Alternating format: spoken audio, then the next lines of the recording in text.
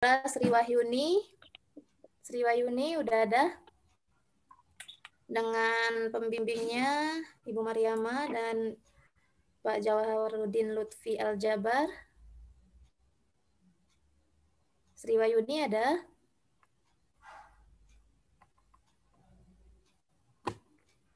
Belum ada? Ada itu kayaknya.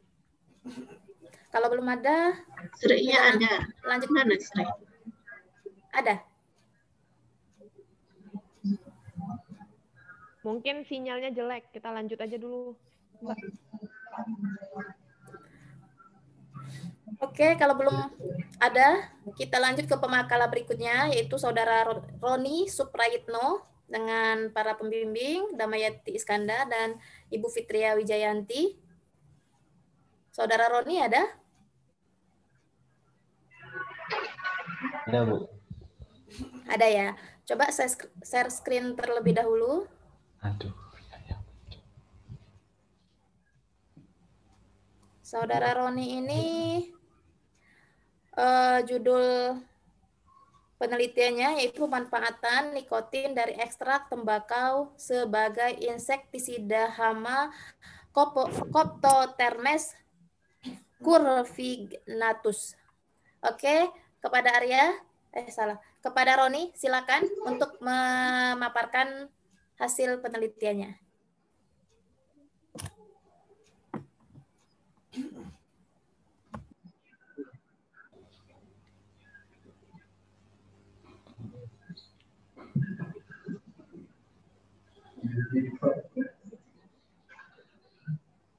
Baik, assalamualaikum. Iya, Bu. Baik, assalamualaikum warahmatullahi wabarakatuh. Waalaikumsalam warahmatullahi wabarakatuh. Saya Roni Suprayitno, alumni tahun 2020.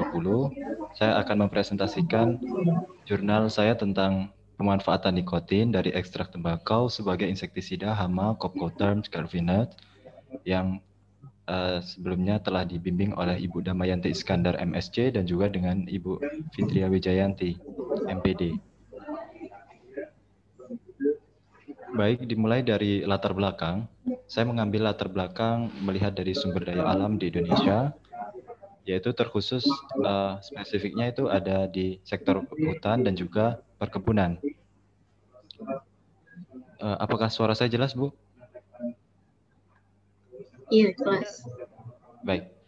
Nah, dari sektor hutan dan juga perkebunan. Nah, dari sektor hutan yaitu saya mengambil spesifik lagi yaitu kayu, bahan baku dari kayu, kemudian dan juga dari sektor perkebunannya saya mengambil kelapa sawit. Kedua sektor tersebut berfungsi sebagai bahan baku bangunan, kemudian juga untuk kelapa sawit bisa sebagai industri minyak dan lain sebagainya. Kedua sektor tersebut ternyata memiliki kesamaan yaitu mengandung senyawa selulosa. Nah, senyawa selulosa itu sendiri memiliki kelemahan jika terdapat suatu hama seperti layaknya hama rayap, yaitu Coptoterms curvignatus, khususnya hama rayap jenis tanah. Kemudian penanggulangan hama. Nah, penanggulangan hama di sini kerap kali yaitu dengan insektisida sintetik, yaitu biasanya berbahan utama dari karbamat, kemudian ada organofosfat dan juga klorpenapir. Nah, insektisida sintetik tersebut ternyata bisa berdampak terhadap lingkungan akuatik dan juga hewan ternak. Di sisi lain ada alternatif yaitu penggunaan insektisida alami. Di sini yang warna biru, mohon maaf ini adalah insektisida alami, yaitu memiliki dampak yang lebih ramah terhadap lingkungan. Nah, rumusan masalah yang saya ambil yaitu bagaimana uji fitokimia senyawa nikotin ekstrak tembakau yang dihasilkan, kemudian bagaimana reaksi umum senyawa nikotin dalam menghambat aktivitas hama Coptoterms curvignatus, dan bagaimana hubungan variasi konsentrasi insektisida dan dosis yang tepat terhadap mortalitas hama tersebut. Berikut ini alat dan bahan. Langsung saja saya ke cara kerja. Yang pertama yaitu preparasi tembakau. Nah, tembakau tersebut saya peroleh dari tembakau olahan pabrik Kemudian tembakau tersebut saya haluskan dan juga kemudian disaring. Setelah disaring, proses selanjutnya yaitu proses maserasi dan tentunya diambil filtrat dari maserasi tersebut. Dan uji selanjutnya uji fitokimia. Ekstrak yang telah diperoleh tadi dilakukan uji fitokimia. Di sini ada uji pendukung seperti uji alkaloid, saponin, flavonoid, tanin, steroid, dan terpenoid. Dan terkhusus yaitu uji terhadap nikotin. Yang uji positifnya yaitu terhadap senyawa alkaloid, saponin, dan nikotin. Kemudian negatifnya flavonoid, tanin, steroid, dan terpenoid. Kemudian dilanjutkan fraksinasi nikotin. Nikotin, maksud saya ekstrak dari tembakau tadi diambil 50 mili dan kemudian dimasukkan ke dalam corong pemisah. Lalu ditambahkan dengan 50 mili kloroform, 25 mili aquades, dan juga 25 mili etanol 96%. Campuran tersebut membentuk dua lapisan. Nah, saya ambil lapisan yang atas, yaitu lapisan fase airnya, sedangkan yang bawah fase organik, fase nonpolar dari terikat dengan kloroform. Kebetulan dari nikotin sifatnya lebih ke polar, maka dia akan terikat di fase air. Kemudian setelah diambil fase airnya tadi, fase tersebut ditambahkan 25 mili HCl, 25 mili kloroform, dan diambil lapisan yang telah terbentuk, lapisan atas lagi. Penambahan HCl di sini berfungsi untuk mengikat senyawa nikotin tersebut menjadi garam nikotin. Setelah itu dari garam nikotin yang terbentuk, saya netralkan dengan menggunakan suatu basa, yaitu NaOH. Ya, dengan cara ditambahkan lagi 25 mili NaOH, 25 mili kloroform, dan diambil lapisan atas yang terbentuk. Lapisan atas yang terbentuk diduga mengandung suatu nikotin, garam, dan air. Kemudian dari hasil tersebut diuapkan dan kemudian diperoleh pekatan nikotin seperti yang ada di slide. Kemudian ke pembuatan insektisida. Pembuatan insektisida yaitu diambil dari pekatan nikotin yang telah diperoleh, kemudian dilarutkan dengan aquades. 100 mili. 100 mili ini sebagai dasar bakunya, kemudian tergantung konsentrasi yang ingin dibuat. Di sini konsentrasi yang saya buat adalah 2, kemudian 4, 6, 8, dan 10. Dalam artian di sini massa per volume. Jadi 2 gram pekatan, kemudian pekatan nikotin, kemudian dilarutkan dalam 100 mili. Begitu pula dengan kontrol negatif, yaitu dari aquades, dan kontrol positif dari senyawa deltametrin. Atau biasa kita tahu yaitu kapur ajaib. Nah, inilah bentuk dari formula insektisida nikotin tadi. Kemudian saya buat media insektisidanya. Media insektisidanya itu setiap cawan Petri diisi dengan 20 ekor hewan uji. Hewan uji disemprotkan dengan insektisida nikotin 2, 4, 6, 8, dan 10%. Juga ditambahkan pengujian dengan kontrol positif dan negatif. Diamati dan dicatat reaksi yang terjadi selama 1 jam dan perlakuan tersebut per setiap konsentrasinya itu diulangi perlakuan sebanyak 5 kali. Kemudian diperoleh data akumulatifnya. Hasil penelitian. Di tahap maserasi sebanyak 750 gram per 3 liter, itu artinya 1:4. 1:4, satu massa dari tembakau dilarutkan dalam, misalkan 1 gram dilarutkan dalam 4 mili pelarut. Maka dihasilkan dari 750 gram per 3 liter menghasilkan 2.520 mili ekstrak. Kemudian ekstrak tersebut dievaporasi, dilakukan proses evaporasi. Dalam 1 liter ekstrak tersebut menghasilkan 91,75 mili. Dan selanjutnya difraksinasi nikotin, per tiap 50 gram rendemen itu menghasilkan 20 mili. 20 mili pekatan nikotin. Uji fitokimia tadi ini penjelasannya. mengapa menggunakan pelarut etanol 96%, yaitu untuk proses pengambilan nikotin tadi yang dominan ke arah polar, sehingga menggunakan senyawa polar, pelarut polar maksud saya, yaitu dengan menggunakan etanol. Hasil uji positif untuk alkaloid dapat dilihat dia berwarna putih kuning, kemudian ada endapan coklat, begitu seterusnya. Untuk flavonoid, steroid, saponin, tanin, dan nikotin. Sekarang membahas tentang mortalitas hama Copocodermus clavignatus, yaitu mortalitasnya. Kurva mortalitas hama tersebut semakin meningkat seiring bertambahnya konsentrasi. Walaupun peningkatannya tidak terlalu tajam, dalam artian tetap meningkat. Hal ini disebabkan karena jumlah hewan uji tiap pengujian sama besarnya, sehingga banyaknya senyawa insektisida akan tetap menyerang pada target atau individu yang sama, sehingga tidak terakumulasi dalam perhitungan nilai mortalitas yang baru. Ilustrasinya dapat dilihat pada pengujian 2% dan 4% seperti ini. Baik, kemudian efektivitas insektisida ini menggunakan LC50.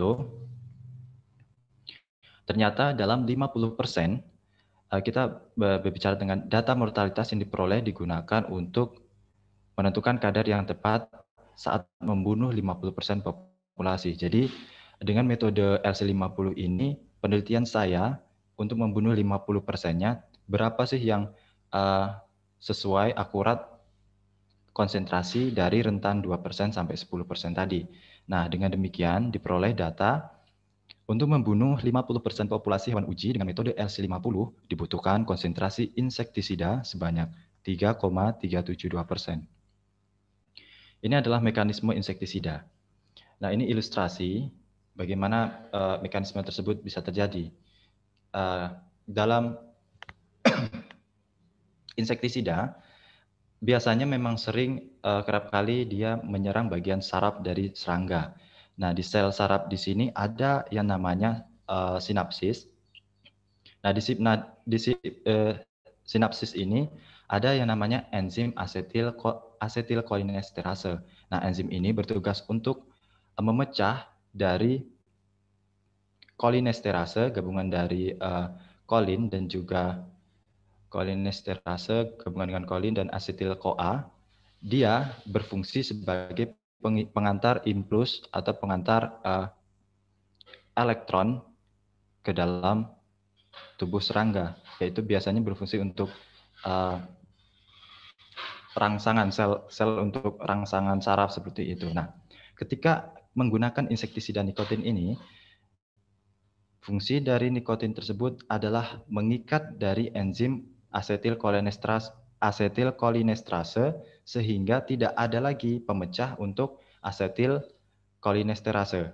Enzimnya sudah terikat dengan nikotin sehingga impuls yang seharusnya ditransfer ke seluruh tubuh akan terhambat. Nah, dengan demikian perlahan-lahan maka kerja dari saraf tersebut terhambat dan menyebabkan hama tadi, khususnya hewan uji tadi, mati. Seperti itu. Lambat laun dia akan mengalami kematian. Reaksi yang terjadi ketika hewan uji diberikan insektisida yaitu perubahan tingkah laku pada 10 menit pertama. Ketika penggunaan mulai penyemprotan, di 10 menit pertama itu mulai terlihat pergerakan yang acak. Artinya dia sudah mulai mengalami gangguan terhadap sel saraf tersebut. Setelah itu, hewan uji akan mengalami gangguan saraf sehingga terjadi kekacauan informasi di dalam tubuh serangga. Hal ini dapat dilihat dari tingkah laku hewan uji yang bergerak acak saling bertabrakan. Setelah itu akan terjadi kerusakan sel saraf dan kehabisan energi yang menyebabkan kematian pada hewan uji. Baik, berada pada kesimpulan, uji positif screening fitokimia pada ekstrak tembakau dengan pelarut alkohol 96% positif mengandung senyawa metabolis sekunder berupa alkaloid, saponin, dan terkhususnya nikotin. Secara umum, senyawa nikotin menghambat kerja enzim asetilkolinesterase yang menyebabkan penumpukan asetilkolin dan memperlambat penyaluran impuls rangsangan sel saraf serangga. Dan kenaikan konsentrasi menyebabkan peningkatan terhadap mortalitas rayap. Copocodermus clavignatus, penggunaan variasi konsentrasi 2 sampai 10% dapat membunuh rayap tersebut sebesar 38,54 sampai 93,75%. Dengan tingkat toksisitas sedang hingga kuat dan konsentrasi insektisida yang tepat untuk membunuh 50% populasi rayap tersebut sebesar 3,371%. Terima kasih. Saya kembalikan ke moderator.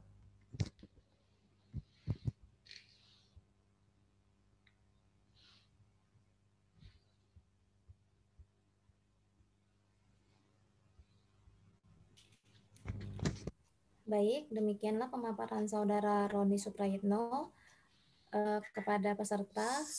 Kalau ada yang ingin bertanya, dipersilakan.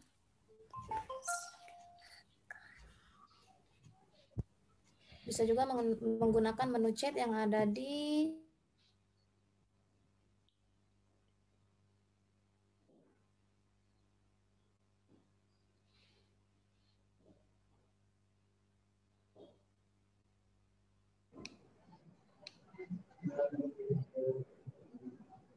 Halo, boleh nih. bawah ya, atau raise hand. Tanya. Dipersilakan.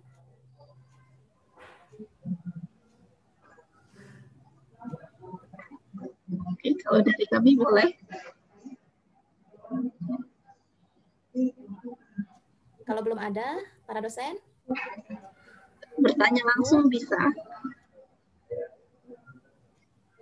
Boleh, dipersilakan Ibu Mariama. Oke, Roni. Oke, selamat ya Roni ya. Alhamdulillah. Sudah proses sampai sekarang.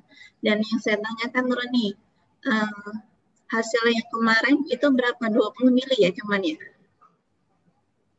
Untuk per ekstrak nikotinnya yang per 1 liternya berapa? Per 50 milinya mendapatkan 20 mili. Per 50 milinya dapat? Per 50 milinya mendapatkan per 50 gram dandeman mendapatkan 20 mili. Oh. Jadi itu tadi kan katanya ekstrak itu dilarutkan dalam 100 gram. Berapa ekstrak yang dilarutkan dalam 100 gram tadi? Berapa banyak? Itu sesuai dengan konsentrasi ya Bu. Kita ke media. Nah, jadi sesuai dengan konsentrasi. Jadi misalkan untuk pembuatan 2% berarti menggunakan 2 gram pekatan, ataupun kalau misalkan dia masih dalam bentuk larutan tetapi sudah pekat, dia bisa diukur mili. Tinggal di sini nanti volume per volume, karena di sini menggunakan pengukuran massa, maka setiap 2% menggunakan 2 gram pekatan tersebut dalam 100 mili larutan, dalam 100 mili aquades.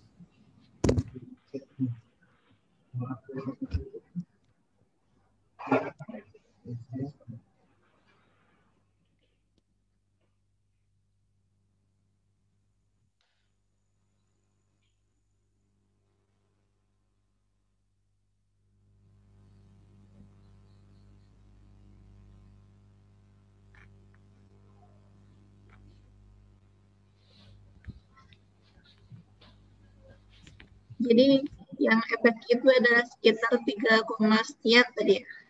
Ya, untuk 50%-nya sekitar 3,375 kayak nggak salah tadi. Ya, 3,371%. Oh, 3,1%. Jadi sistemnya itu disemprotkan atau dilarutkan atau bagaimana? Kalau dalam pengaplikasian kemarin itu disemprotkan. Alasannya Jadi, kenapa? Karena kalau misalkan dalam bentuk spray atau dia lebih partikelnya lebih kecil dan kemudian langsung bisa menembus, baik bisa dalam kulit ataupun pori-pori kulit ataupun juga bisa lewat pernapasan seperti itu Bu. Dengan jarak berapa jauh? Kurang lebih itu sekitar 30 cm. 30 30 Kalau misalkan cm. ya 30 cm. Kenapa Tetapi harus 30 cm? itu sebenarnya opsional ya Bu ya. Boleh lebih dekat ataupun lebih jauh. Nah, untuk 30 cm mungkin untuk karena kalau terlalu dekat nanti dia penyebaran dari spray tersebut tidak terlalu lebar, sedangkan kalau misalkan terlalu jauh nanti dikhawatirkan spraynya akan semakin lebar dan malah tidak mengenai sasaran. Nah, itu saya ambil tepatnya di 30 cm itu dengan ukuran spraynya seperti ini. Nah, ini untuk 30 cm. Mungkin bisa juga kalau ukuran spraynya lebih besar, maka penyemprotannya juga bisa lebih jauh seperti itu, Bu. Seberapa banyak ketika dia disemprotkan itu yang keluar itu berapa mili? Kebetulan saya ukur ini 0,5 mili dalam penyemprotan. 0,5 mili, ya 0,5 mili. Satu kali semprot dia 0,5 mili. Nah, ketika dia disemprotkan, apakah itu memperhatikan kecepatan pengukuran, kecepatan penyemprotan? Kalau saya sudah menguji ya Bu, ataukah sebenarnya hama ini mati karena tekanan dari semprotnya atau mati karena insektisida. Nah, ketika saya menggunakan Aquades dengan jarak yang sama, ternyata dia masih hidup dan ternyata dia juga masih bisa bertahan dengan ukuran yang sama tadi, tekanan yang dihasilkan. Saya tidak mengukur pasti berapa tekanan yang dihasilkan, tetapi dengan melihat pertimbangan tersebut dan saya bandingkan dengan penggunaan insektisida, ternyata memang jauh seperti itu. Dengan adanya insektisida, dia mengalami kematian tersebut. Walaupun memang dengan Aquades, dengan kontrol negatifnya itu sekitar 4%. Kenapa harus ditaruh di cawan Petri? Ini untuk mempermudah pengujian. Saya menggunakan cawan Petri untuk memang dia lebih transparan, kelihatan seperti itu dibandingkan dengan misalkan wadah yang lainnya. Dari segi dari segi sudut manapun dia bisa terlihat seperti itu. Nah, maksud saya posisinya berapa lama ketika kan mau ditaruh tuh di cawan Petri, berapa lama waktu dia ditaruh di cawan Petri dan selanjutnya disemprotkan, itu perlu waktu berapa lama? Apakah langsung? Baik Bu, untuk pemindahannya langsung sekitar 1 sampai 2 menit paling lama untuk pemindahan tersebut, proses pemindahannya. Untuk menentukan jumlah yang sama itu sekitar 1 sampai 2 menit. Oh, jadi langsung disemprotkan setelah itu? Ya, langsung disemprotkan setelah itu. Nah, ini Roni yakin apakah ini efektif ketika diterapkan di lapangan? Kalau menurut saya, insya Allah efektif. Saya mengambil contoh yang lain yang lebih besar dengan pengaplikasian langsung. Kebetulan waktu kemarin di dusun itu juga menggunakan dari tembakau ini. 50%-nya penggunaan tembakau. Jadi itu digunakan untuk hama seperti ulat dengan yang mana dia lebih besar daripada rayap tersebut. Dan ternyata itu juga efektif, apalagi dengan pengaplikasian terhadap rayap seperti itu, Bu. Oh gitu. Oke, Rani, yang saya tanyakan, dibandingkan dengan kapur ajaib ya, tadi katanya sebagai kontrolnya ya. Nah, kalau misalnya sistemnya, kalau misalnya kita anggaplah semut, kayak itu kan dia ketika berdekatan dia makan yang si semut tadi ikut mati juga. Apakah si nikotin itu seperti ini juga? Misalnya memakan temannya yang mati. Nah, kan kalau misal kapur ajaib kan seperti itu. Ya, benar. Jadi dia ikut mati juga yang ada di sekitarnya itu. Kalau nikotin bagaimana? Prinsip itu berkemungkinan, Bu.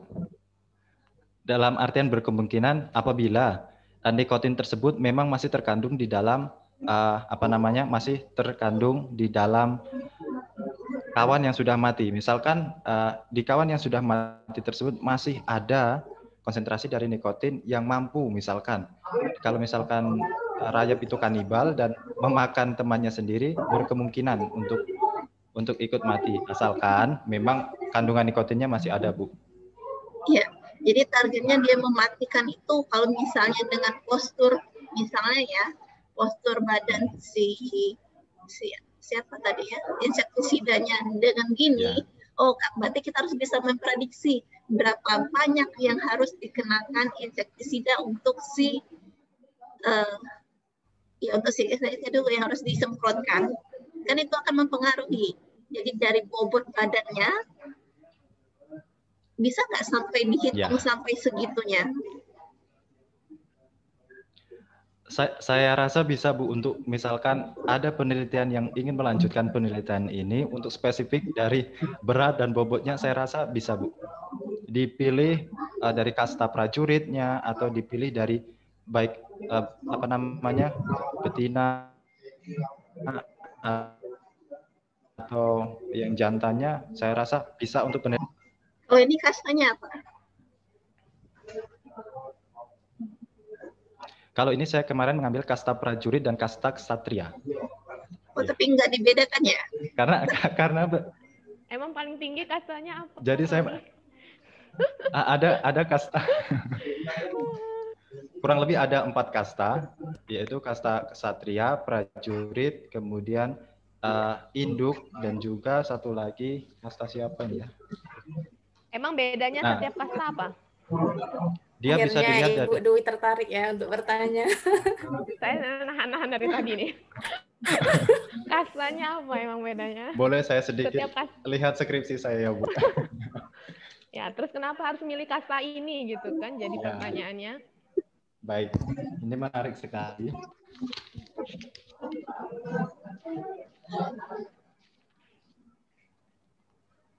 Nah, kasta pekerja, kasta prajurit, kasta reproduksi. Nah, secara umum ada 3 bagian, di mana ada kasta pekerja, kemudian ada kasta prajurit dan kasta reproduksi. Nah, yang secara umum garis besar, Bu. Iya, bedanya apa maksud Ibu? Antara 3 itu bedanya apa? Jadi kalau untuk itu dilihat putih polos dan memang dia lebih tidak menarik dibandingkan dengan kasta yang lain.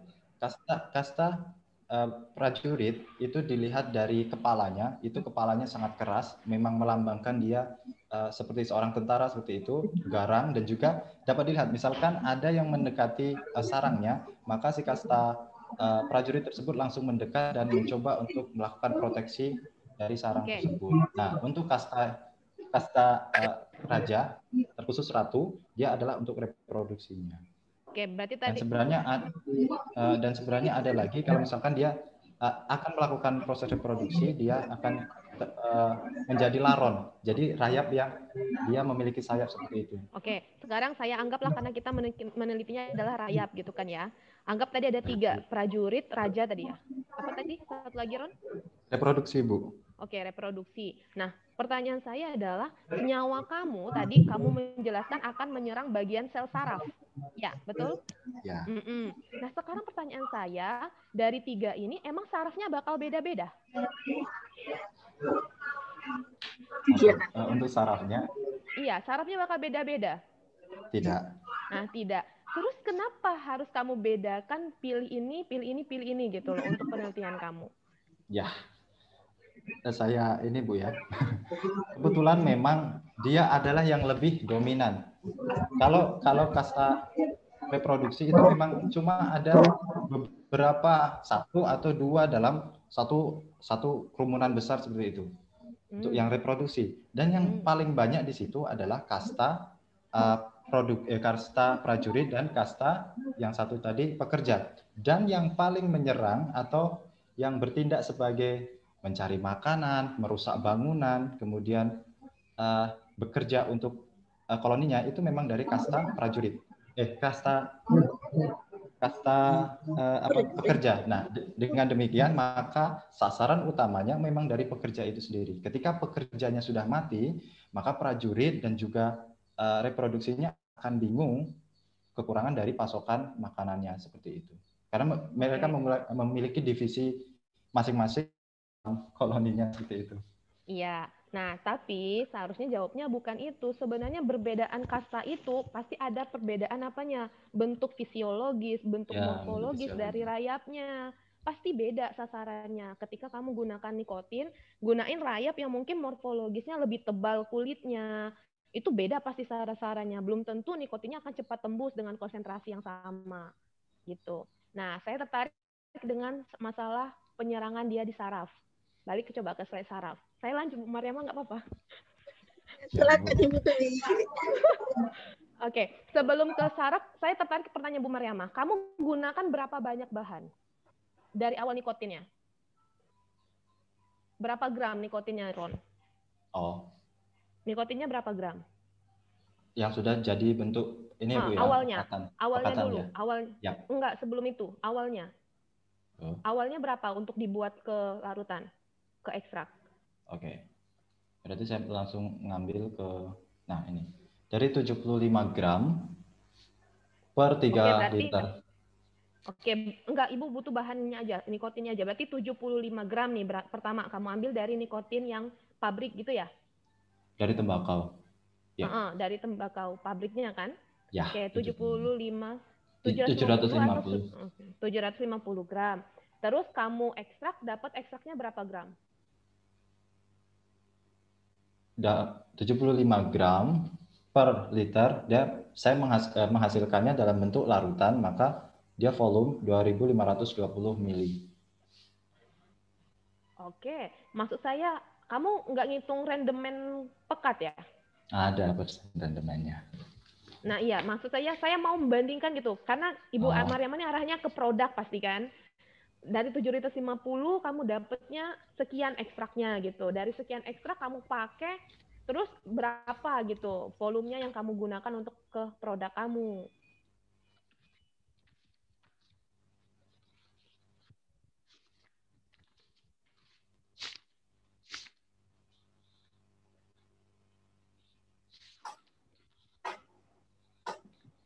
Untuk total persen rendemennya itu 30,81%, Bu.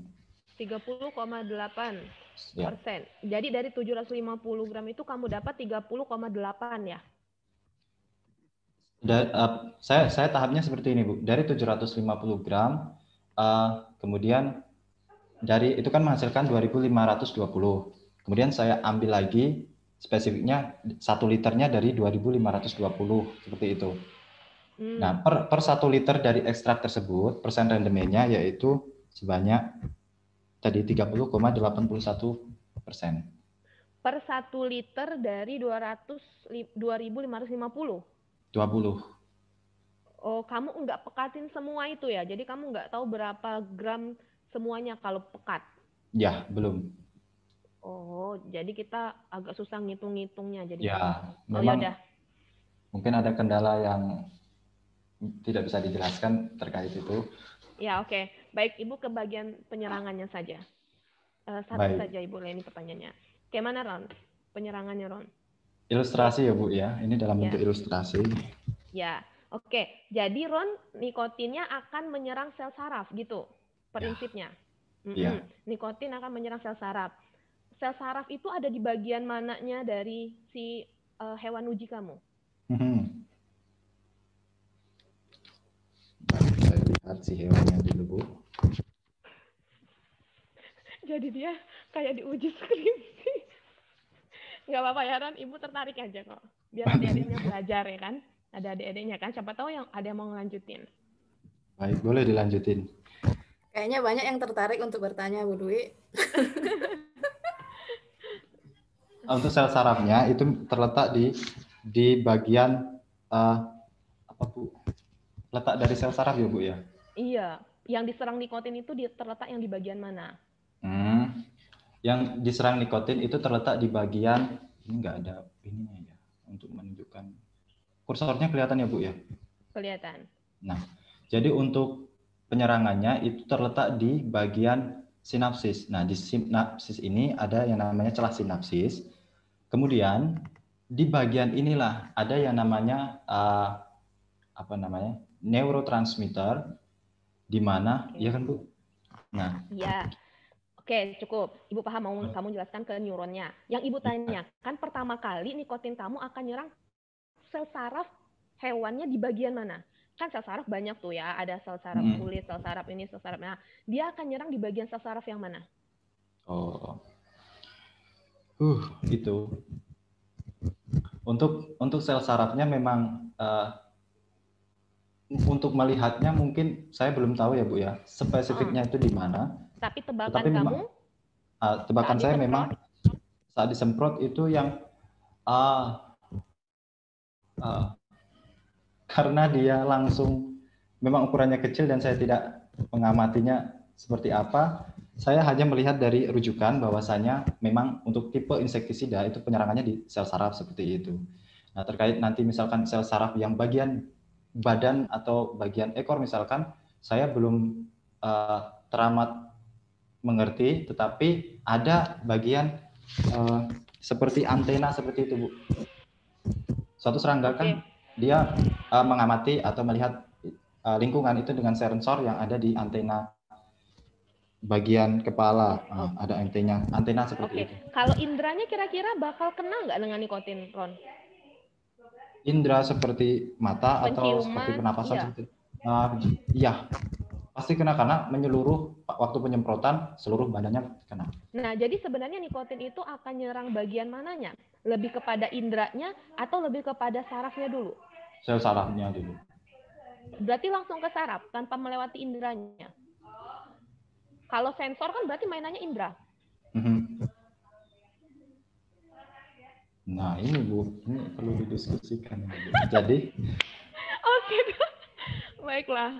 Ya, pertanyaan saya itu saja, Roni. Karena kamu harus lebih spesifik tebakan kamu itu sehingga tepat tuh nikotinnya nyerangnya kemana. Apakah sebenarnya indranya dulu yang diserang gitu ya dalam hewan atau memang langsung ke sel saraf? Karena sel saraf itu bagian dari sel yang paling kecil yang ada di tubuh makhluk hidup. Sedangkan indra bagian yang besar yang paling luar gitu.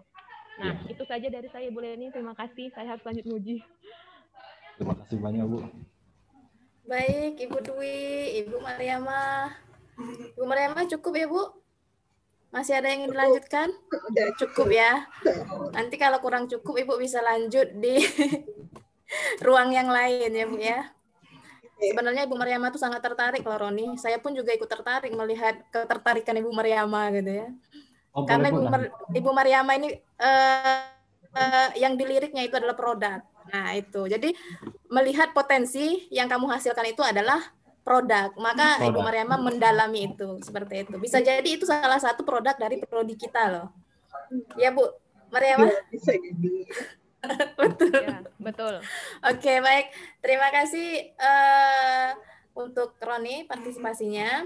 Jangan lupa untuk isi presensi kehadiran pemakala ya, Roni ya. Untuk yang lain juga seperti Arya tadi.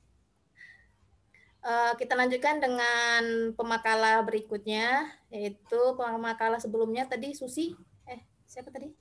Sri ya? Sri Wahyuni ada? Udah ada Sri Wahyuni?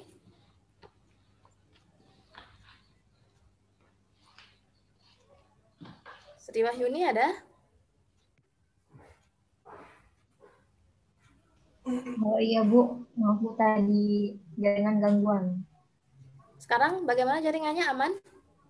Masih putus-putus dikit-dikit Bu. Oke, kalau bisa dicari posisi yang paling aman ya jaringannya. Ya, Bu. Gelap-gelap sedikit nggak apa-apa lah. Yang penting aman jaringannya. Ya Bu. Iya, oke. Coba Sri, kamu share screen. Berarti saya cukupkan ya Bu ya ini? Iya, tutup. Terima kasih. Ditutup terlebih dahulu atau langsung tutup aja. Baik, terima kasih. Demikian presentasi dari saya. Apabila ada kekurangan dan kehilafan, saya mohon maaf. Dan wabillahi taufiq wal hidayah. Wassalamualaikum warahmatullahi wabarakatuh. Waalaikumsalam warahmatullahi wabarakatuh. Oke, silakan Sri untuk share screen materinya.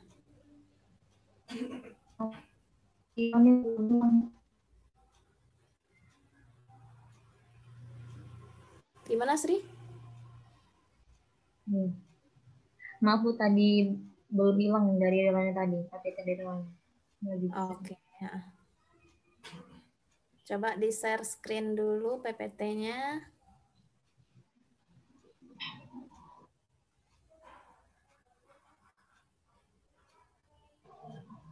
Sri Wayuni ini dibimbing oleh Ibu Mariama dan Pak Lutfi ya. Jauharudin Lutfi Aljabar. Oke, PPT-nya udah muncul.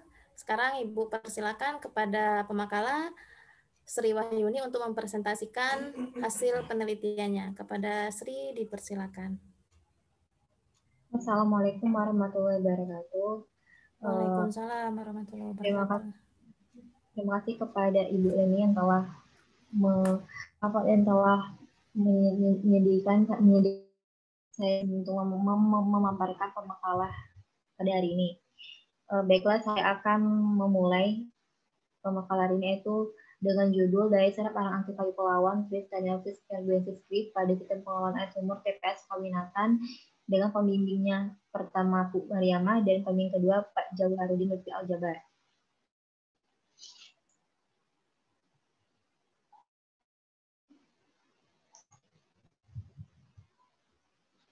Pendahuluan. Kota Palembang itu salah satu kota besar yang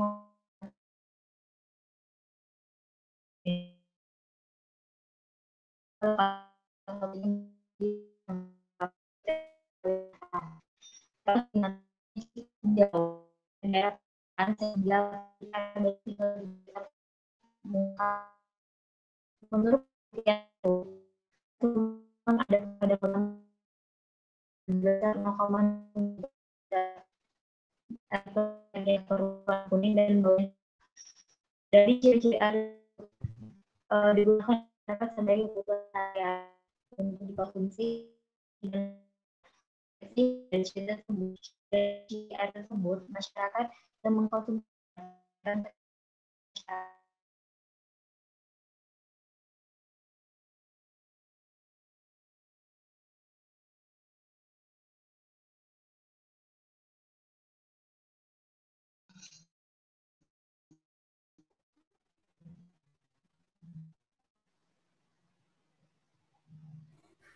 mohon maaf Bu, tadi terkeluar Bu. Sekarang? Halo. Mohon maaf dari kita keluar. Iya, nggak apa-apa. Sekarang bagaimana, bisa? Lanjut? Oke, lanjut ya. Oleh karena itu, air sumur harus menjadi air bersih. Penjernihan air umum dilakukan yaitu dengan penjernihan sintetik seperti polialum klorida, PAC, besi glukohidrat, dan besi 2 klorida oleh lebih praktis dalam penggunaannya, akan tetapi penggunaan penjernihan tidak baik bagi lingkungan maupun kesehatan. Oleh karena penjernihan sintetik dengan cara penjernihan air bersifat alami sebenarnya aktif dalam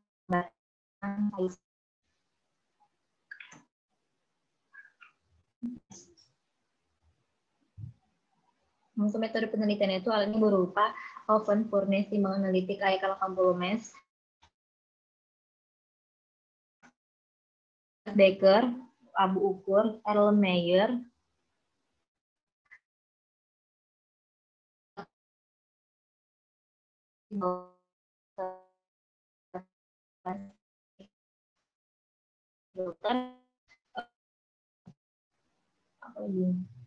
turbimeter instrumen T371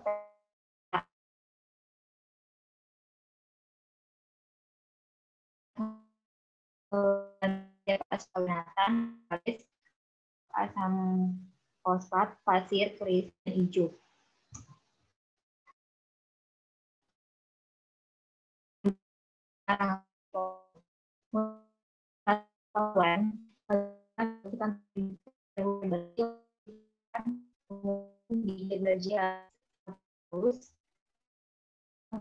Lalu dikeringkan dan pembuatan aktif dengan kayu pelawan.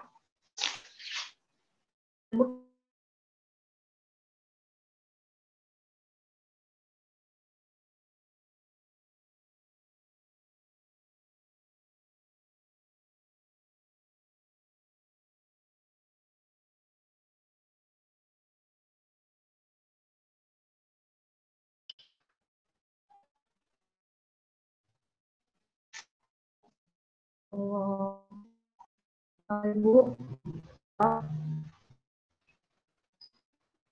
Halo. Halo Ibu. Keluar Ya, halo. lagi Bu. Ya, nggak apa-apa. Lanjut Keluar aja, lagi, Bu. Sri. Lanjut aja, Sri. Untuk membuat kayu pelawan, saya juga belajar lalu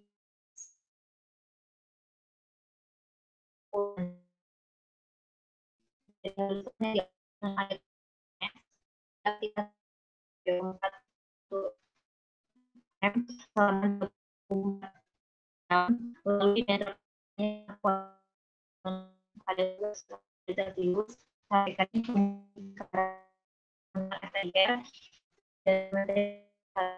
untuk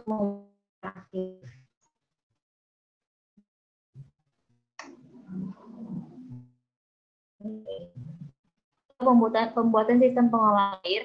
Alat sistem pengolahan air disesuaikan pada perencanaan instalasi saringan pasir 981/2008 menggunakan botol plastik berukuran pasir dan hijau sebaik dengan ketebalan dengan masing-masing 5 cm.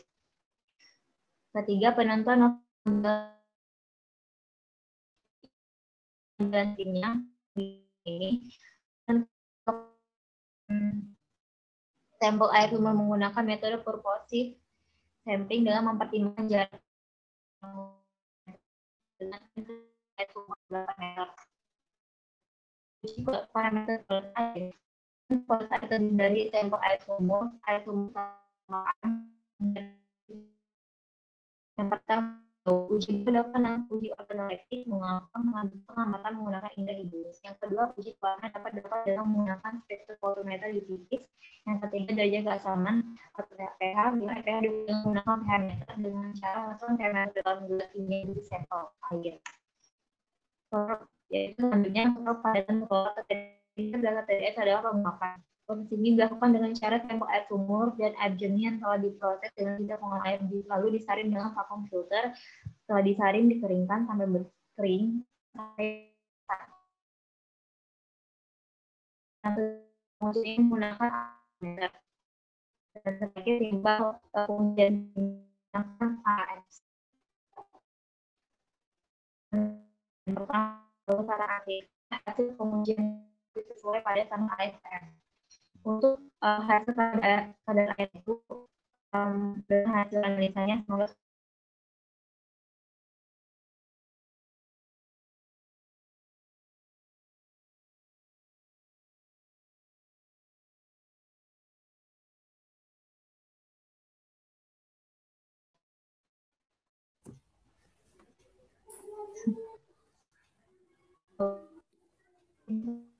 Halo, Sri.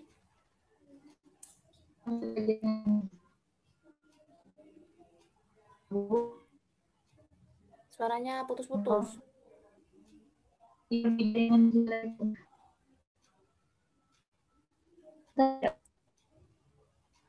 Suaranya putus-putus, Sri.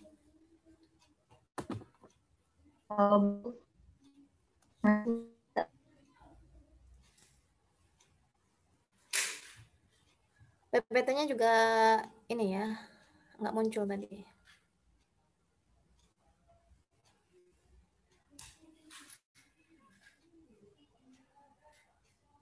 Keluar ya Srinya?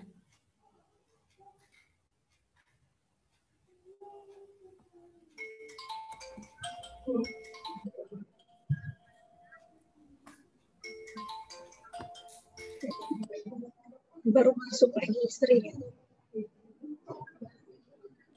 Baru masuk ya? Iya, ya, tapi belum.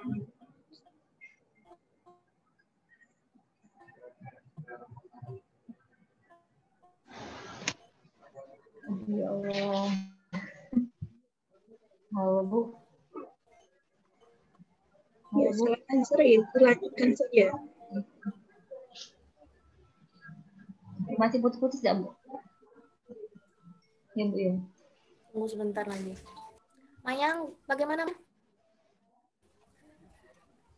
Sri Mayuni, udah dah. Masih putus-putus ya? Oke Sri, silakan dilanjutkan. Iya.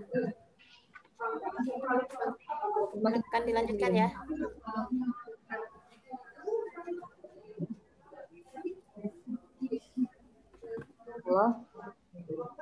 Silakan Sri.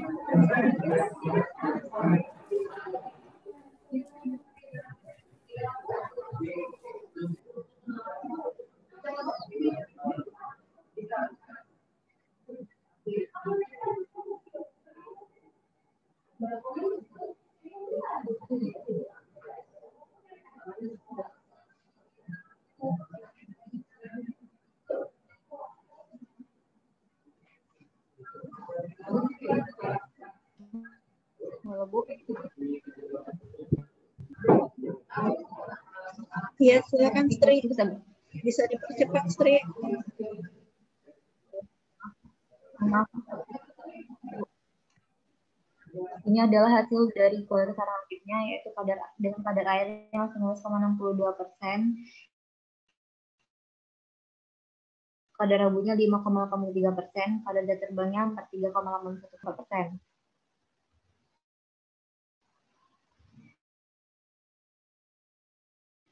Untuk keseluruhannya hasilnya ini adalah yang memenuhi yang perlakuan tanpa arang dengan arang dan arang aktif. Sedangkan untuk timbalnya itu yang memenuhi tanpa arang dan arang aktif.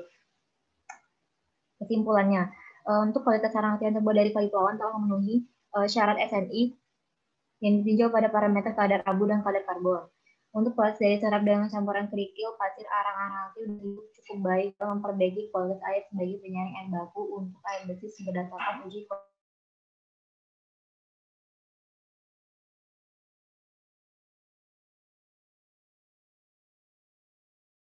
kualitas air. Berdasarkan nilai parameter nomor 32 tahun 2017, air bersih pada air sumur setelah pengolahan tanpa arang yang memenuhi syarat baku mutu air bersih, yaitu bau, warna, pH, TDS, turbidity, dan timbal. Sedangkan pada air sumur setelah pengolahan dengan arang tidak memenuhi syarat baku mutu air bersih pada uji pH, TDS, dan turbidity. Lalu air sumur setelah pengolahan dengan arang aktif tidak memenuhi baku mutu air bersih pada uji warna dan timbal. Terima kasih. Udah Bu, yang presentasi pada hari ini. Baik, terima kasih Saudara Sri Wahyuni. Dari peserta ada yang ingin ditanyakan? Peserta ini belum ada yang bertanya nih. Silakan para peserta. Ada yang bertanya? Kepada Saudara Sri Wahyuni. Iya Bu.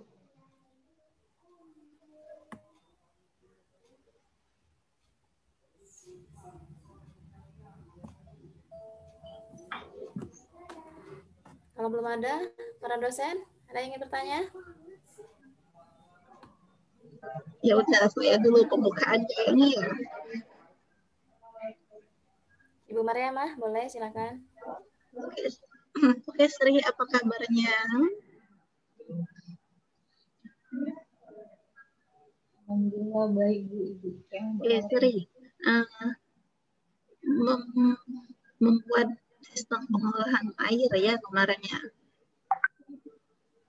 Nah, kenapa alasannya menggunakan arang pada sistem pengolahan air untuk sumur ini? Alasan kenapa sering mengambil arang untuk sistem pengolahan air?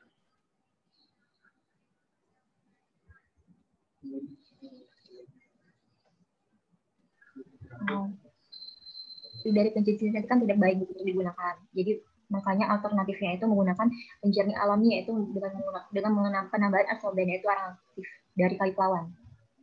Untuk mengurangi dari dampak-dampak yang tidak baik itu, jadi menggunakan penjernih alami itu. Ya, kenapa harus menggunakan arang? Apa keistimewaan arang itu?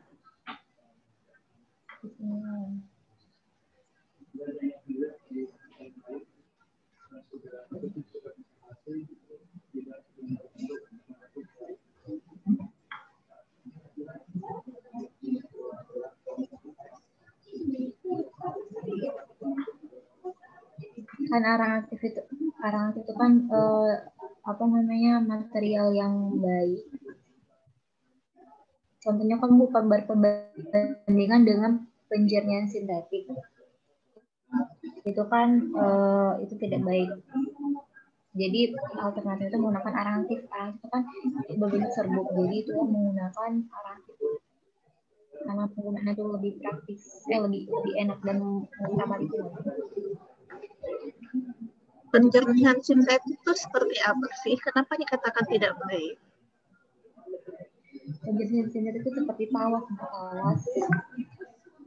terus ini apa PAC itu kan tidak baik juga digunakan menurut kulit dan kesehatan juga. Jadi kalau misalnya dengan penjernihan dengan sintetik dia akan merusak kesehatan gitu ya? Iya Bu, kalau digunakan terus menerus, soalnya itu kan kalau apa namanya kayak di contohnya tuh di kolam renang tuh kan ada penambahan kayak jenis sintetik Bu ya, dan itu kan baunya tuh nggak enak Bu, jadi nggak baik juga. Terus kalau pas itu agak kering-kering lengket-lengket kayak gitu Bu, jadi nggak baik digunakan terus. Jadi kalau misalnya dengan penjernih ini insya Allah aman. Aman atau tidak menurut saya?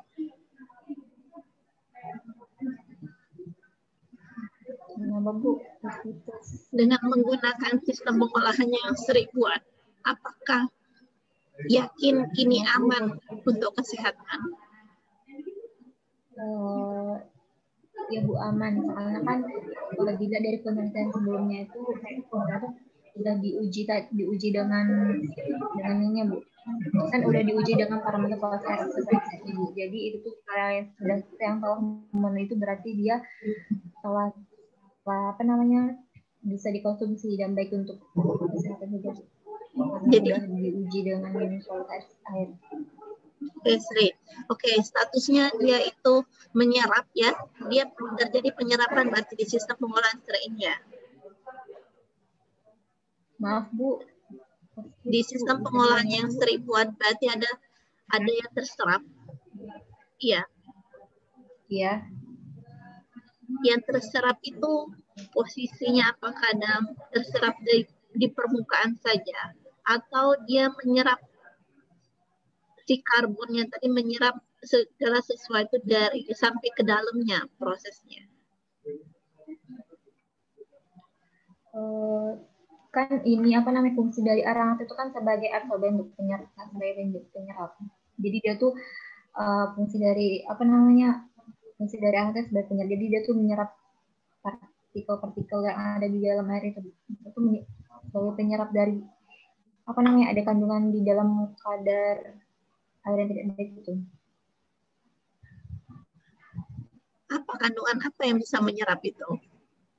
Misalnya kayak kadar logam Pb Bu, kan di dalam air sumber itu kan penelitian sebelumnya tuh ada kandungan kadar logam Pb Bu. Jadi apa namanya fungsi dari arang itu kan untuk menyerap si kadar logam tersebut Bu. Ya, kenapa dia bisa menyerap? Karena dilihat dari fungsi arang itu sebagai absorben Bu, penyerap dari logam. Iya, kenapa? Kan sebagai arang aktif, sebagai absorben. Kenapa dia dikatakan absorben? Oh, dia bisa menyerap. Kenapa dia bisa menyerap? Ada apa dengan arang aktif itu? Apa yang dimiliki si arang aktif sehingga dia bisa menyerap?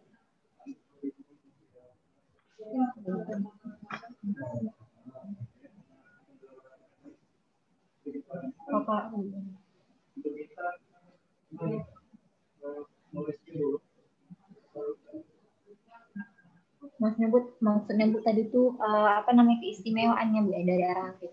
Kenapa dia bisa menyerap? Ada apa dengan si arang aktif sehingga dia bisa menyerap yang jenis-jenis logam dan yang lainnya? Apa yang dimiliki si arang aktif?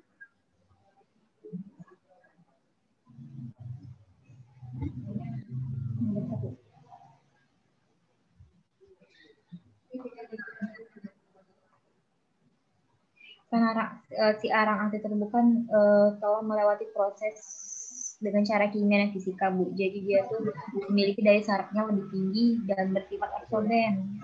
Itulah dia tuh arangnya tuh baik untuk dijadikan sebagai absorben untuk penjernih air?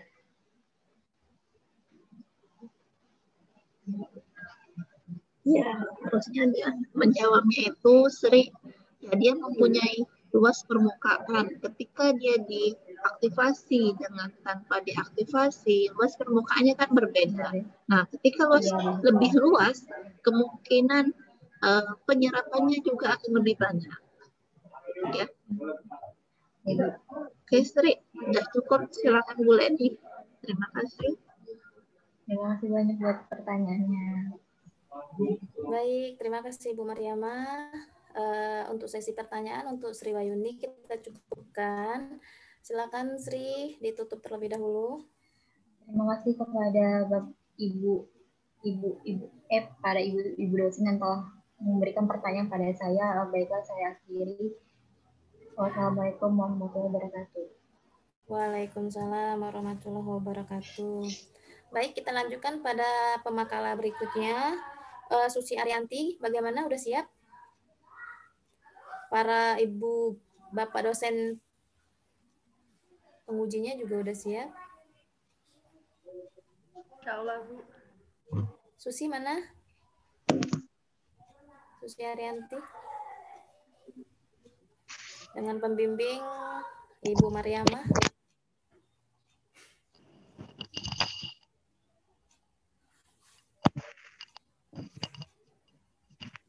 Susi Arianti, boleh? Di-unmute.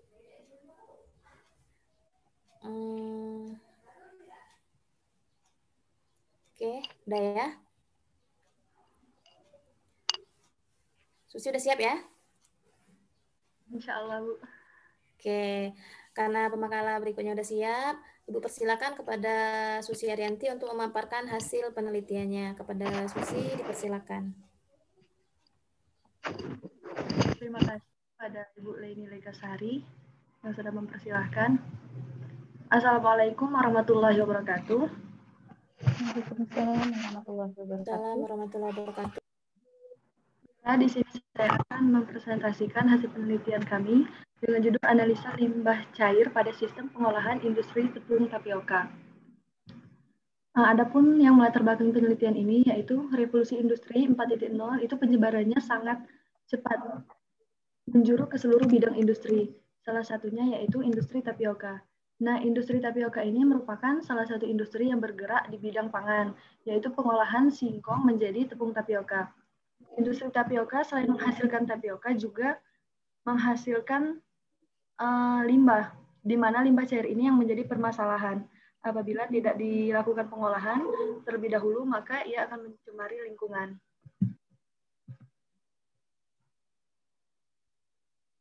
Adapun rumusan masalah yang diangkat dalam penelitian ini yaitu yang pertama, bagaimana sistem pengolahan limbah cair industri tapioka sebelum dibuang ke lingkungan. Yang kedua, apa saja parameter yang diukur dalam analisa limbah cair tapioka. Yang ketiga, apakah hasil pengolahan limbah cair industri tapioka itu sudah memenuhi standar baku mutu limbah cair tapioka. Selanjutnya, manfaat, tujuan dan manfaat. Tujuan dari penelitian ini yaitu untuk mengetahui sistem pengolahan limbah cair pada industri tapioka. Kemudian untuk mengetahui parameter apa saja yang dijadikan sebagai standar baku mutu limbah cair tapioka sebelum dibuang ke lingkungan. Adapun manfaat dari penelitian ini yaitu untuk memberikan informasi mengenai sistem pengolahan limbah cair industri tapioka dan untuk menambah pengetahuan tentang parameter yang dijadikan sebagai ketentuan standar baku mutu suatu limbah cair industri tapioka. Selanjutnya, deskripsi kegiatan. Ini deskripsi kegiatan suatu limbah cair yang dihasilkan oleh tadi itu akan dilakukan pengolahan melalui beberapa kolam pengolahan. Di sini limbah yang dihasilkan dari industri tapioka itu akan dialirkan ke kolam pengasaman, kemudian ke kolam anaerobik, selanjutnya kolam aerobik dan kolam pengendapan. Nah, untuk yang kolam pengasaman itu berfungsi untuk menaikkan konsentrasi asam-asam mudah menguap sehingga limbah sebagai bahan organik itu akan lebih mudah menguap, akan lebih mudah mengalami pada suasana anaerobik. Selanjutnya setelah dari kolom pengasaman dia akan dilanjutkan ke kolom anaerobik. Nah, kolom anaerobik ini terbagi menjadi dua, yaitu anaerobik primer dan juga anaerobik sekunder. Nah, untuk yang kolom anaerobik primer itu terjadi proses perombakan bahan organik sederhana, terjadi oksidasi biokimia, di mana perombakan senyawa organik ini dilakukan oleh bakteri penghasil asam. Bakteri ini nantinya akan memecah berbagai senyawa organik majemuk menjadi asam mudah menguap. Selanjutnya setelah kolom anaerobik primer, tadi kan ada dua, selanjutnya ke kolom anaerobik sekunder. Nah, pada kolom anaerobik sekunder itu untuk memisahkan limbah cair dengan bahan padatan dari hasil perombakan pada kolom sebelumnya tadi. Selanjutnya limbah cair akan dialirkan ke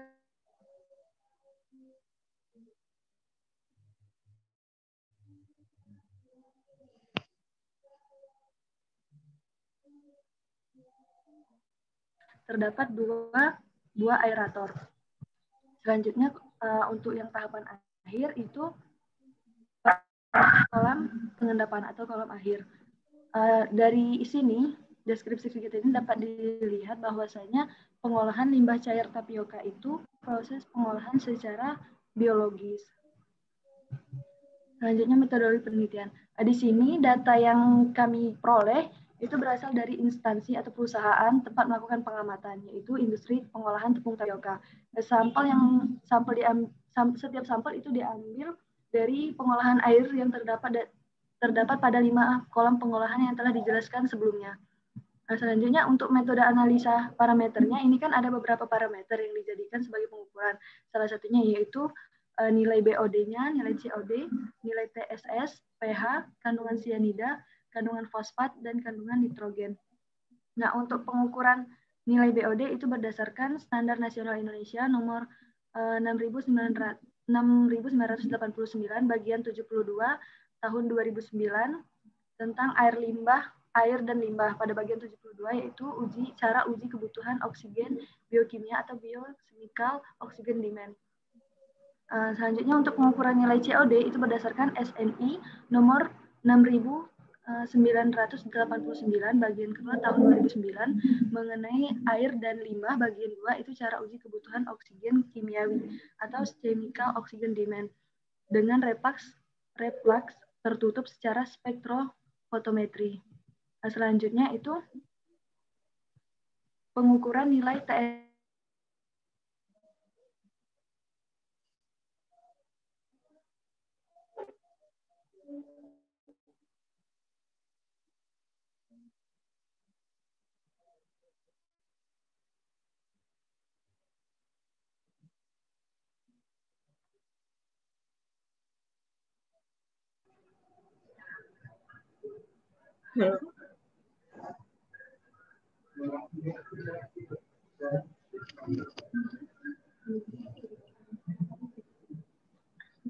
Apakah saya saja yang tidak mendengarnya? Enggak, Bu. Saya juga tidak mendengar.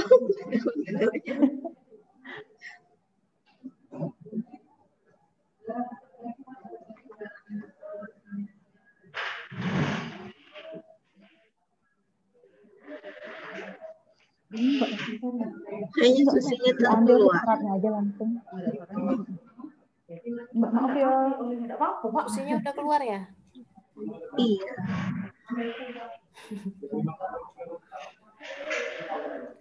Kita tunggu sebentar lagi ya. Sepertinya hari ini banyak yang terkendala sinyal. Jadi presentasi hari ini lumayan terhambat oleh sinyal ya, keluar masuk Zoom.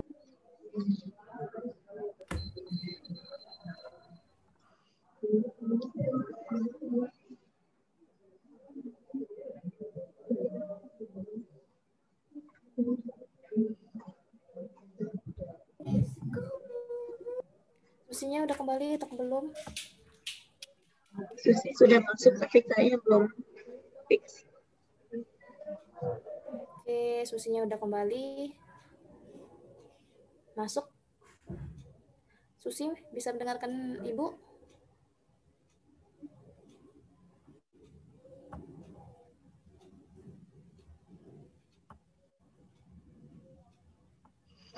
Oh, keluar lagi itu.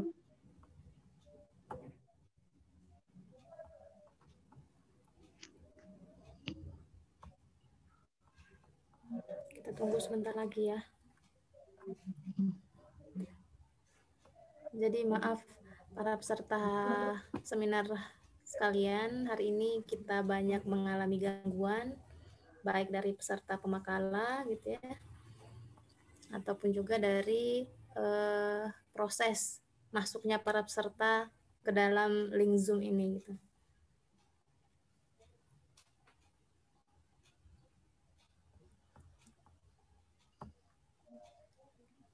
Jadi sementara kita bisa menunggu terlebih dahulu gitu ya. Kalau kita mau lanjutkan dengan pemateri berikutnya itu terlalu lama. Jadi kita diharapkan untuk menunggu terlebih dahulu.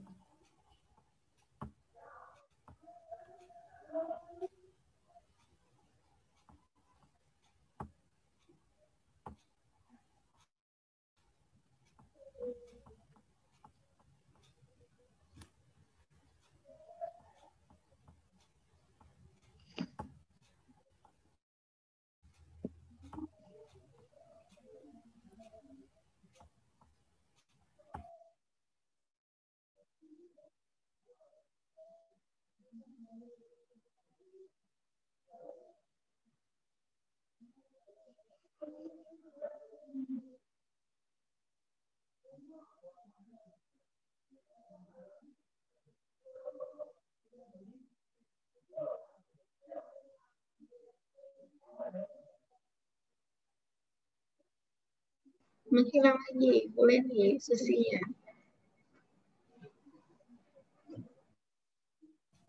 Kenapa, Bu?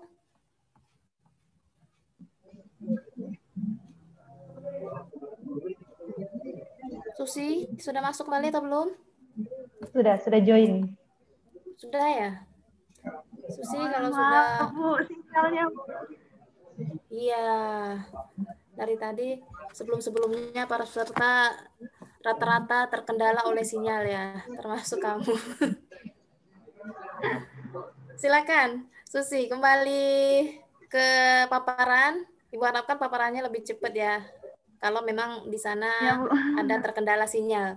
Seperti itu. Ya, Susi, silakan lanjutkan. Langsung saja ke hasil pengamatan. Iya. Ini untuk data hasil pengamatan diperoleh dari tempat melakukan penelitian, yaitu perusahaan atau pabrik industri dari tapioka. Di sini dapat dilihat bahwasanya ada beberapa parameter yang diuji pada setiap kolam pengolahan limbah cair industri tapioka. Salah satunya itu ini nilai BOD-nya, COD, TSS, cyanida, fosfat, nitrogen, dan juga pH-nya. Langsung saja, ini berdasarkan Peraturan Menteri Lingkungan Hidup Republik Indonesia nomor 5 tahun 2014 tentang baku mutu kualitas air limbah pada subbab baku mutu industri tepung tapioka, yaitu ketentuannya nilai BOD yang paling tinggi itu 150 mg per liter. Untuk nilai COD paling tinggi itu 300 mg per liter, nilai TSS paling tinggi itu 100 mg per liter, kandungan cyanidanya maksimum 0,3 mg per liter, dan pH-nya 6 sampai 9. Nah, di sini dapat kita lihat ada beberapa grafik yang menunjukkan nilai-nilai dari parameter yang telah disebutkan tadi. Ini grafik yang pertama, yaitu grafik yang menunjukkan nilai BOD-nya. Di sini dapat dilihat bahwasanya nilai BOD pada limbah industri tepung tapioka ini awalnya itu sekitar 1.217 mg per liter. Setelah melalui beberapa tahap pengolahan, yaitu melalui kolom pengasaman, kolom anaerobik, dan seterusnya, itu diperoleh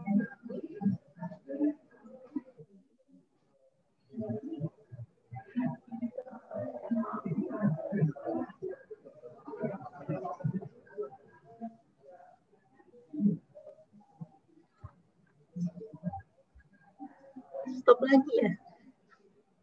Iya, sepertinya, Bu.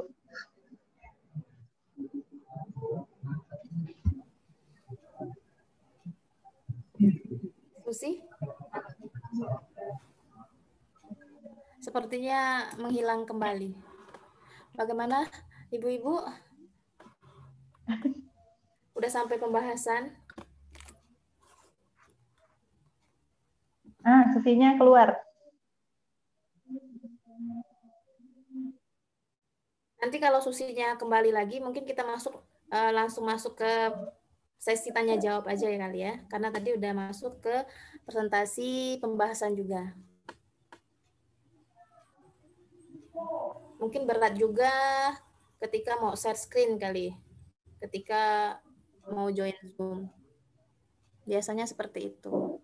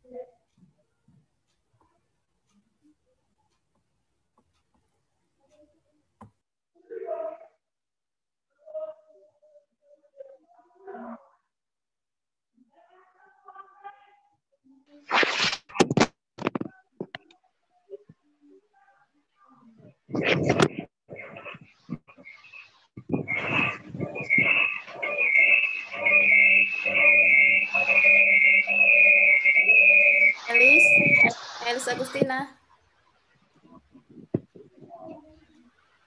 Tolong di-mute mikrofonnya ya. Oke.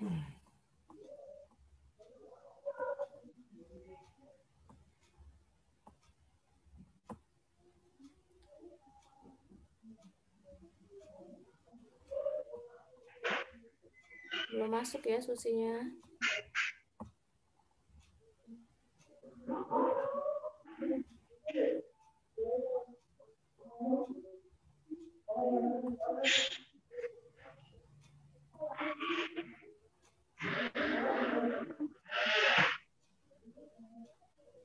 Halo Bu.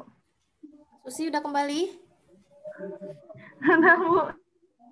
Susi, kita langsung masuk sesi kedua aja ya Susi. Tadi kamu udah sampai materi pembahasan.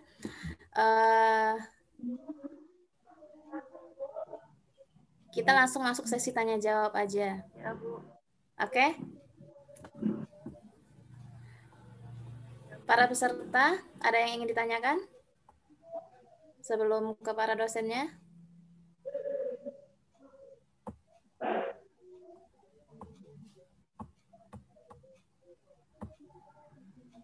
Ada? Para peserta kita ini sepertinya dari tadi belum ada yang bertanya ya. Kira-kira siapa ini yang nanti akan pecah telur pertanyaan pertama? Ibu dari tadi nunggu-nunggu gitu ya, siapa peserta yang akan bertanya terlebih dahulu. Mungkin memancing peserta-peserta yang lain. Oke, kalau belum ada, silakan. Yang pertama kepada Ibu Ade Oktasari, kepada Ibu Ade dipersilakan untuk memberikan pertanyaan, tanggapan, dan sarannya. Oke, baik. Terima kasih Ibu Leni. Susi? Susi? Susi?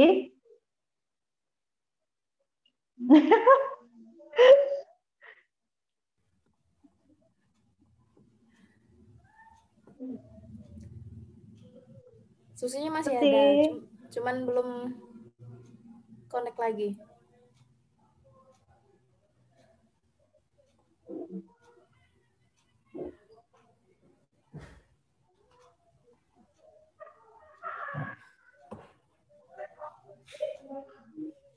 Keluar lagi Susinya.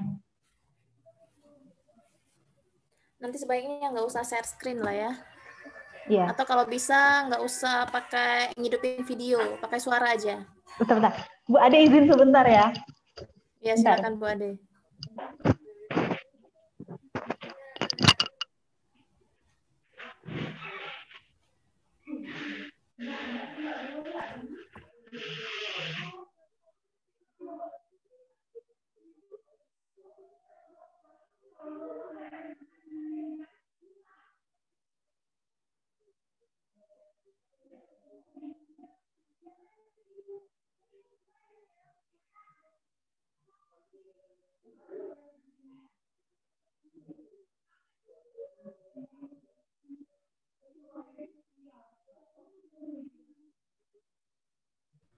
Bu, kata Susi nggak mau masuk Zoom-nya.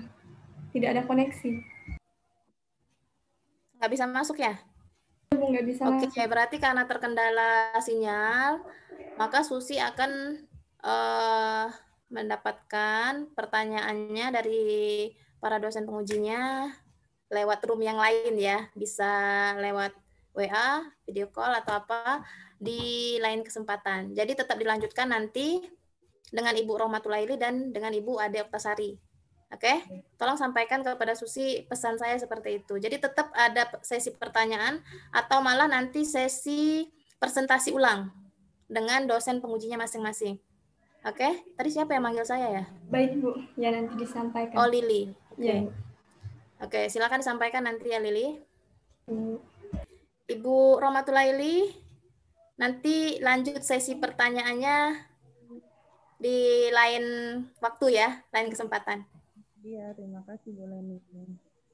Oke, baik para peserta sekalian, kita lanjutkan dengan pemakala berikutnya. Mayang, udah siap?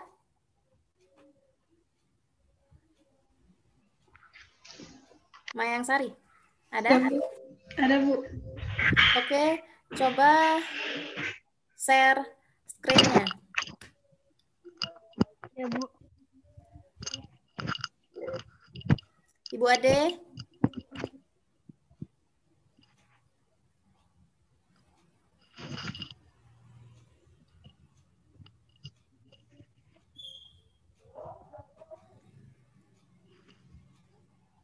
Ibu Ade. Iya Bu Leni. Maaf. Sudah ya, Susinya udah hadir? Bukan. Oh bukan, apa? Nanti sesi pertanyaan atau malah mengulang lagi presentasinya dengan Susi, saudara Susi, nanti dilanjutkan di lain waktu karena saudari Susinya nggak bisa lagi join Zoom karena kendala sinyal. Jadi nanti diusahakan di hari ini juga kalau bisa itu dilanjutkan bisa via video call WA atau video media yang lain seperti itu ya Bu Ade. Oh begitu. Ya. Baik. Oke, terima kasih Bu Ade. Sama-sama. Izin lab dulu ya. Iya. Mayang Sari bagaimana? Udah siap?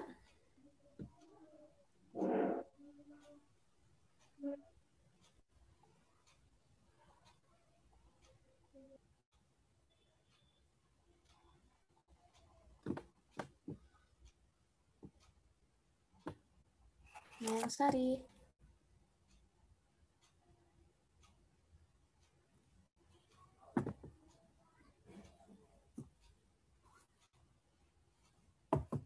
Mayang Sari keluar ya?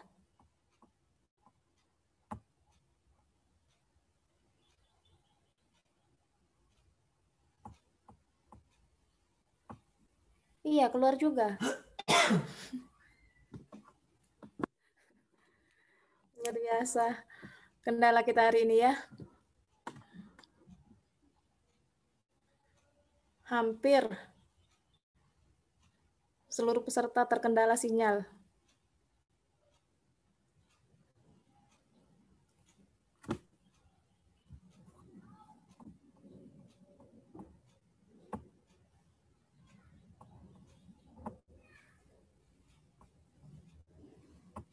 Mayang Sari ada.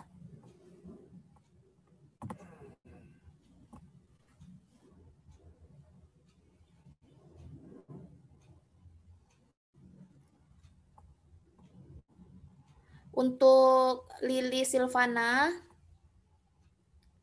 itu dischedule-kan itu jam 1 ya. Baik Lili? Bu, baik Bu. Iya, soalnya dosen pengujinya itu bisanya jam 1. Jadi nanti kita istirahat dulu jam 12 setelah Mayang presentasi. Setelah itu kita lanjutkan lagi jam 1 langsung dengan presentasi dari Saudari Lili Silvana. Oke? Baik, Bu. Oke. Aman ya sinyal di sana ya, Lili? Insya Allah, Bu. Karena penutupan harusnya nggak terkendala sinyal ya. Coba cari sinyal yang bagus dulu. Ya, Bu. Apakah Mayang sudah kembali?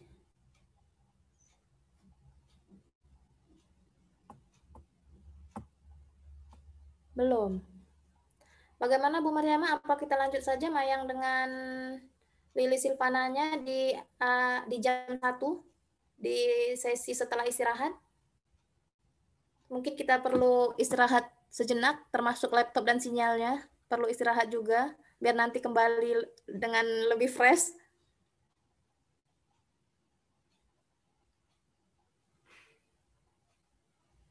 Bagaimana, Bu?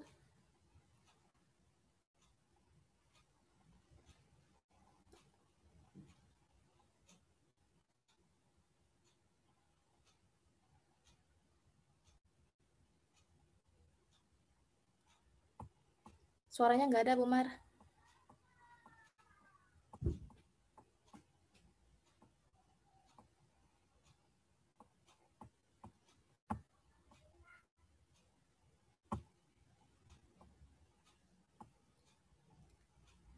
Suaranya nggak ada, Bu.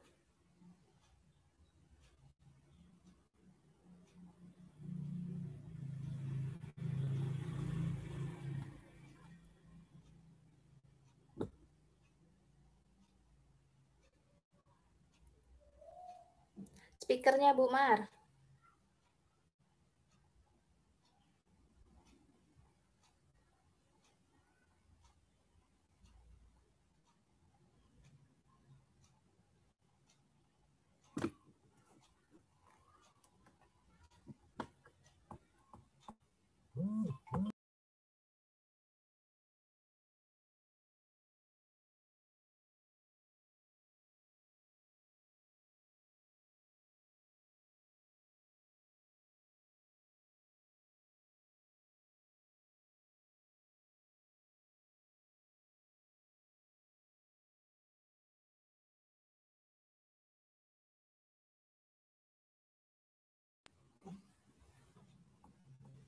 Mayangnya apakah udah kembali?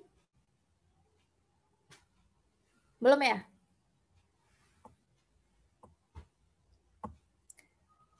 Ibu Mariama ada yang ingin disampaikan? Silakan. Tadi sepertinya mau share screen tentang prodi.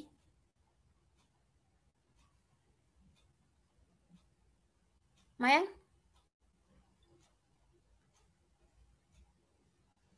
Udah bisa dilanjutkan? Halo, Assalamualaikum Ibu. Waalaikumsalam, bagaimana? Udah bisa dilanjutkan?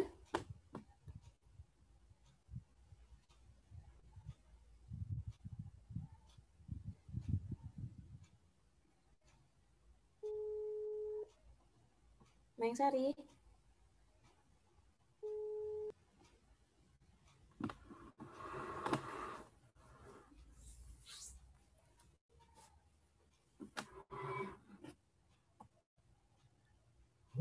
Mayang.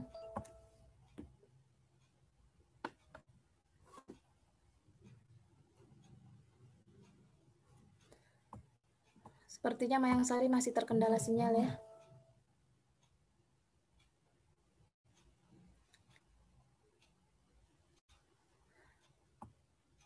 Mayang bisa mendengar suara Ibu?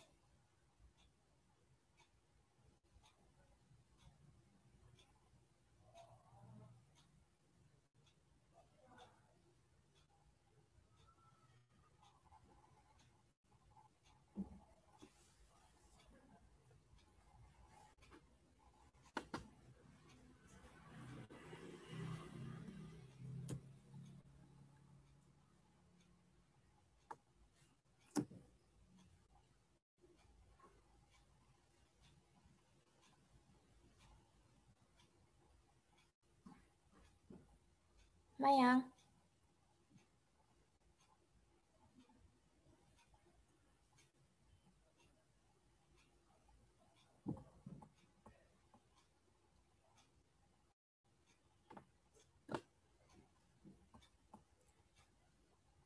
Nggak bisa ya? Mayang Sari?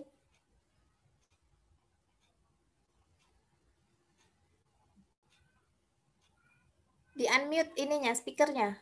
Ibu nggak kedengeran?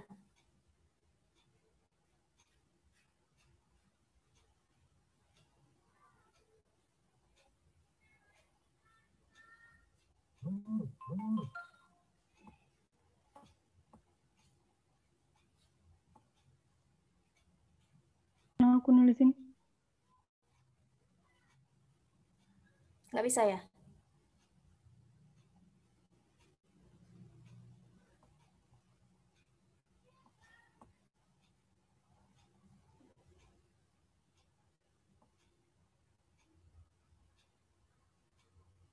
Bagaimana Bu Mariamah? Kita lanjutkan ke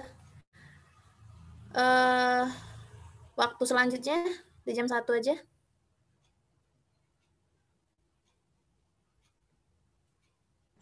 Selain menunggu atas demikian rupa, saya share ini apakah kelihatan?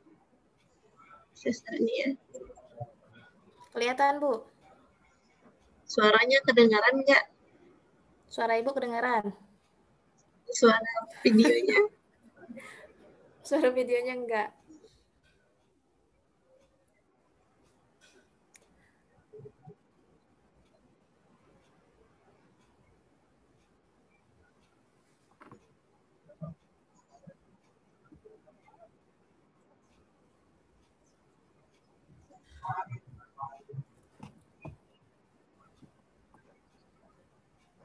Suaranya Bu nggak kedengeran.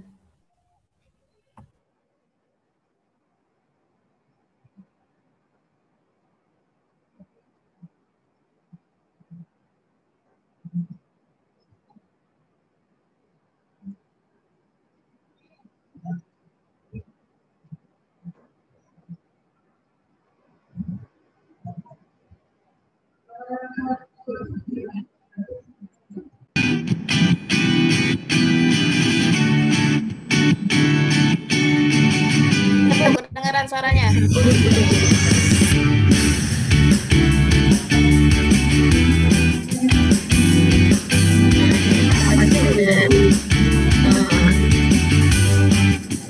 Sebenarnya waktu dan mahasiswa dan di dalam kepercayaan edukasi bisa digunakan untuk kesejahteraan dan pekerjaan yang dan mengalami aku mengalami makanan kamu bisa adalah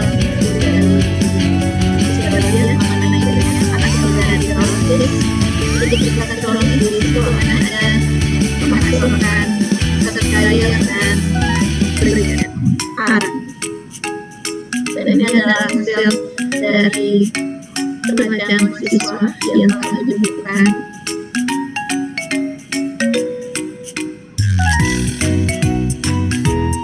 Dan mengenai jangka ini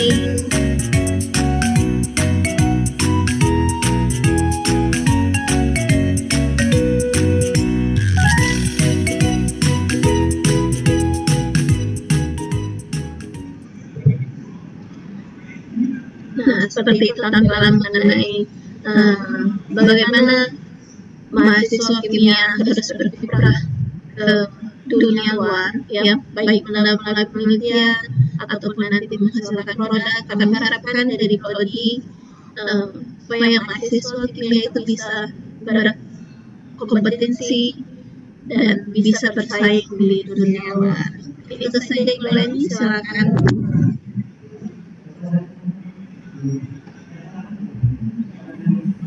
Baik, itu tadi adalah gambaran dari hasil-hasil penelitian dari prodi kimia, baik itu dari mahasiswa maupun dari para dosen kita ya, yang sudah dipaparkan, sudah ditunjukkan oleh Bu Kaprodi kita, Bu Mariamah. Oke, saya tanya sekali lagi untuk Mayang Sari, apakah siap?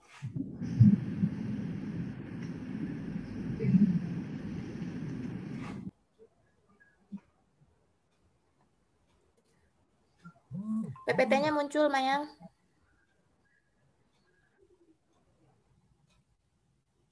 Silakan suaranya.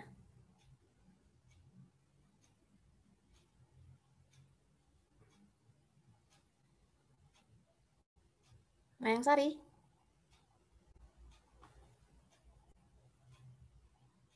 Apakah bisa mendengar suara saya?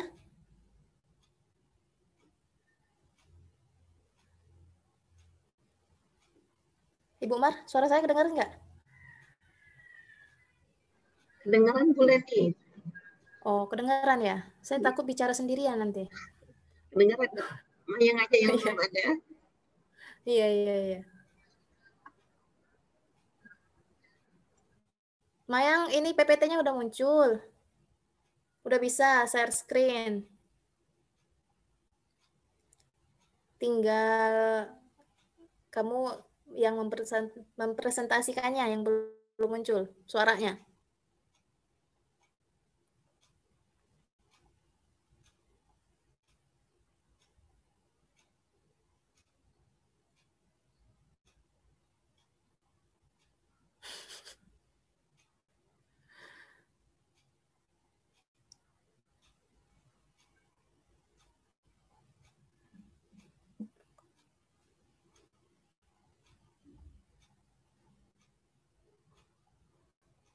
Oke, kalau misalnya terkendala, kita lanjut nanti jam 1 ya.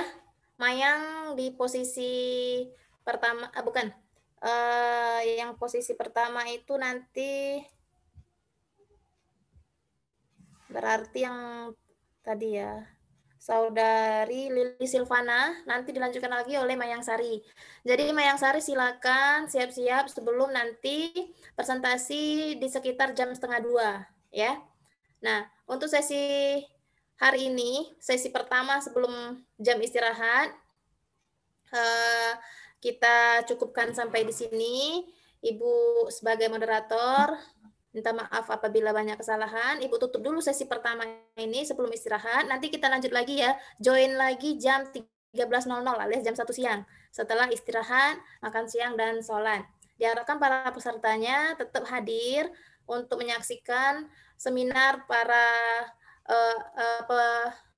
pemakalah yang berasal dari prodi kita, prodi kimia. Jadi kita bisa mengambil banyak pelajaran nantinya, bagaimana cara berpresentasi, bagaimana cara melihat atau memaparkan hasil penelitian kita. Dari situlah kita belajar dari pengalaman kakak-kakak tingkat kita atau teman sejawat kita.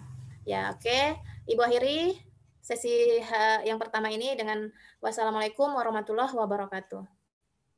Waalaikumsalam warahmatullahi wabarakatuh. Waalaikumsalam warahmatullahi wabarakatuh. Oh ya, jangan lupa untuk para pemakalah tadi untuk ngisi absensi ya. Di chat. Saya ulang ya. Ya, silakan Bu. Kedengaran nggak suaranya Bu Leni? Kedengaran, bagus. Ini adalah dosen-dosen dari prodi kimia untuk angkatan 2020. Ini adalah gambaran mengenai prodi harga hasil setelah ini. Ada kucing kulit kacang tanah sebagai absorben, mengenai plastik, over biomasa, ada mengenai ekstrak daun belimbing mulut, daun pitol, cangkang pil emas untuk produksi biodiesel. Merah itu adalah mengenai pembuatan keramik ubin mosaik dari plastik sterol. Ada mengenai sabun merah, potensi asap cair sebagai kayu pelawan. Nanti itu adalah asap cair hasil dari kayu pelawan.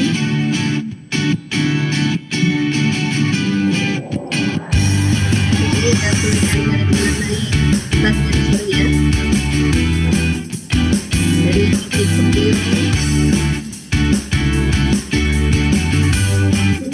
pengolahan luka cair hasilnya adalah bentuknya seperti itu.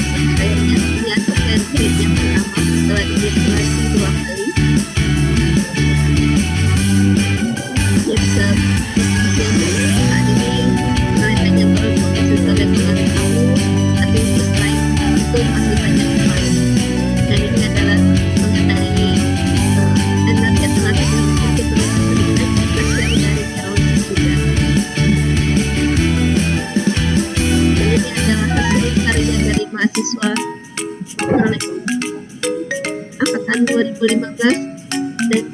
yang mengenai yang telah dilakukan kakak-kakak tingkat kalian.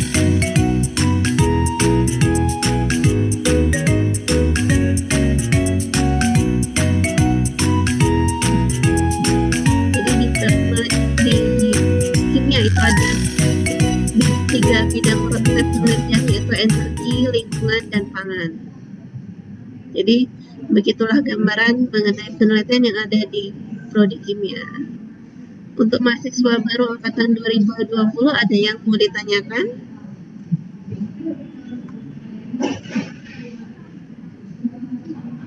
Yoga, ada yang ditanyakan Yoga?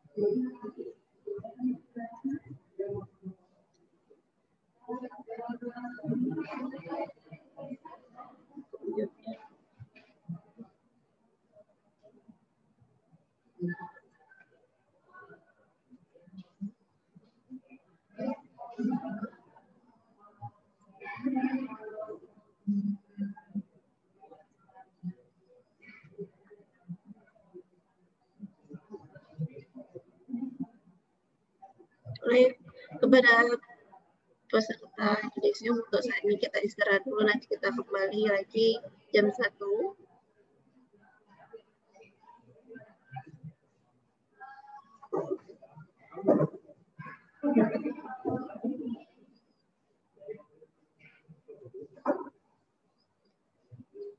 Boleh nih suara saya tadi kedengaran ketika saya proses menerangkan semua video tadi? Kedengaran, Bu. Cuman agak sedikit kecil aja. Karena ada suara dari videonya juga. Tapi kedengaran. Udah, oke deh. Oke ya, kita tutup ya. Silakan yang mau leave Zoom-nya. Saya juga izin leave ya.